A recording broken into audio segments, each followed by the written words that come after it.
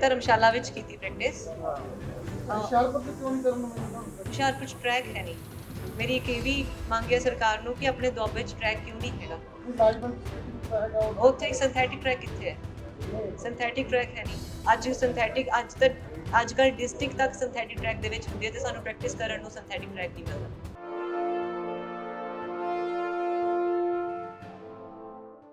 ਚੀਨ ਦੇ ਹਾਂਗਯੂ ਸ਼ਹਿਰ ਵਿੱਚ ਚੱਲ ਰਹੀਆਂ 19ਵੀਂ ਏਸ਼ੀਆਈ ਖੇਡਾਂ ਵਿੱਚ ਹੁਸ਼ਿਆਰਪੁਰ ਜ਼ਿਲ੍ਹੇ ਦੇ ਬਲਾਕ ਮਾਹਿਲਪੁਰ ਦੀ ਹੋਣਹਾਰ ਮੁਟਿਆਰ ਹਰਮਿਲਨ ਬੈਂਸ ਨੇ 1500 ਮੀਟਰ ਦੌੜ ਵਿੱਚ ਸਿਲਵਰ ਮੈਡਲ ਜਿੱਤ ਕੇ ਭਾਰਤ ਦਾ ਨਾਮ ਰੋਸ਼ਨਾਇਆ ਹੈ। ਹਰਮਿਲਨ ਬੈਂਸ ਵੱਲੋਂ ਏਸ਼ੀਆਈ ਖੇਡਾਂ ਵਿੱਚ ਸਿਲਵਰ ਮੈਡਲ ਜਿੱਤਣ ਤੋਂ ਬਾਅਦ ਇਲਾਕੇ ਦੇ ਵਿੱਚ ਖੁਸ਼ੀ ਦਾ ਮਾਹੌਲ ਹੈ ਅਤੇ ਹਰਮਿਲਨ ਕੌਰ ਨੇ ਜਿਸ ਸਕੂਲ ਤੋਂ 10ਵੀਂ ਜਮਾਤ ਪਾਸ ਕੀਤੀ ਸੀ ਉਸ ਦੇ ਸਟਾਫ ਦੇ ਵਿੱਚ ਵੀ ਖੁਸ਼ੀ ਦੀ ਲਹਿਰ ਹੈ।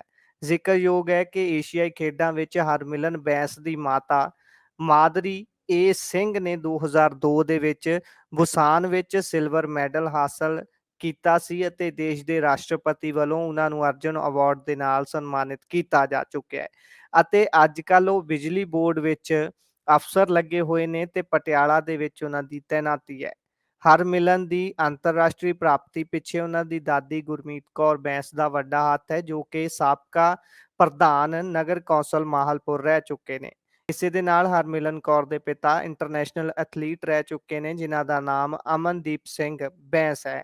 ਇਸ ਮੌਕੇ ਪਰਿਵਾਰ ਨੇ ਖੁਸ਼ੀਆਂ ਸਾਂਝੀਆਂ ਕਰਦੇ ਹੋਏ ਕਿਹਾ ਕਿ ਉਹਨਾਂ ਦੀ ਬੇਟੀ ਹਰਮਿਲਨ ਬੈਂਸ ਦੀ ਕਾਮਯਾਬੀ ਪਿੱਛੇ 10 ਸਾਲ ਦੀ ਸਖਤ ਮਿਹਨਤ ਹੈ ਅਤੇ ਉਹਨਾਂ ਦੇ ਸਕੂਲ ਦੇ ਵੱਲੋਂ ਵੀ ਇਸ ਦੇ ਵਿੱਚ ਵਿਸ਼ੇਸ਼ ਯੋਗਦਾਨ ਪਾਇਆ ਗਿਆ ਹੈ। ਉਹਨਾਂ ਕਿਹਾ ਕਿ 21 ਸਾਲ ਦੇ ਬਾਅਦ ਉਹਨਾਂ ਦੀ ਧੀ ਨੇ ਵੀ ਮਾਂ ਦੇ ਨਕਸ਼ੇ ਕਦਮਾਂ ਤੇ ਚੱਲਦਿਆਂ ਹੋਇਆਂ ਹੀ ਦੁਬਾਰਾ ਤੋਂ ਉਹੀ ਮੁਕਾਮ ਹਾਸਲ ਕੀਤਾ ਹੈ। ਉਹਨਾਂ ਦੱਸਿਆ ਕਿ ਏਸ਼ੀਆਈ ਖੇਡਾਂ 'ਚ ਸਿਲਵਰ ਮੈਡਲ ਹਾਸਲ ਕਰਨ ਦੇ ਬਾਅਦ ਉਹਨਾਂ ਨੂੰ ਦੇਸ਼ ਦੇ ਪ੍ਰਧਾਨ ਮੰਤਰੀ ਵੱਲੋਂ ਵੀ ਵਧਾਈ ਦਾ ਸੰਦੇਸ਼ ਮਿਲਿਆ ਹੈ ਜਿਸ ਤੋਂ ਬਾਅਦ ਉਹ ਮਾਣ ਮਹਿਸੂਸ ਕਰ ਰਹੇ ਨੇ। ਇਸ ਮੌਕੇ ਪਰਿਵਾਰ ਨੂੰ ਵਧਾਈਆਂ ਦੇਣ ਵਾਲਿਆਂ ਦੇ ਵਿੱਚ ਕੇਂਦਰੀ ਮੰਤਰੀ ਸੋਮ ਪ੍ਰਕਾਸ਼, ਐਸਸੀ ਕਮਿਸ਼ਨ ਦੇ chairman Vijay Kumar Sampla, deputy commissioner Vidhan Sabha Punjab ਜੈ ਕਿਸ਼ਨ ਸਿੰਘ ਰੋੜੀ ਸਮੇਤ ਇਲਾਕੇ ਦੀਆਂ ਖੇਡ ਸੰਸਥਾਵਾਂ ਤੇ ਨੁਮਾਇੰਦੇ ਵੀ ਸ਼ਾਮਲ ਨੇ। ਇਸੇ ਦੇ ਨਾਲ ਤੁਹਾਨੂੰ ਦੱਸਦੇ ਜਾਈਏ ਕਿ ਪਿਛਲੇ ਲੰਬੇ ਸਮੇਂ ਤੋਂ ਹਰਮਿਲਨ ਕੌਰ ਦੇ ਵੱਲੋਂ ਇਸ ਗੱਲ ਦੀ ਗੁਹਾਰ ਵੀ ਪੰਜਾਬ ਸਰਕਾਰ ਨੂੰ ਲਗਾਈ ਜਾਂਦੀ ਰਹੀ ਹੈ ਕਿ ਪੰਜਾਬ ਦੇ ਵਿੱਚ ਰਨਿੰਗ ਟਰੈਕ ਬਣਾਇਆ ਜਾਵੇ ਜਿਸ ਤੇ ਕਿ ਪੰਜਾਬ ਦੇ ਨੌਜਵਾਨ ਲੜਕੀਆਂ ਅਤੇ ਲੜਕੇ ਪ੍ਰੈਕਟਿਸ ਕਰ ਸਕਣ ਅਤੇ ਪੰਜਾਬ ਦੇ ਨਾਮ ਹੋਰ ਮੈਡਲ ਜੋੜ ਸਕਣ।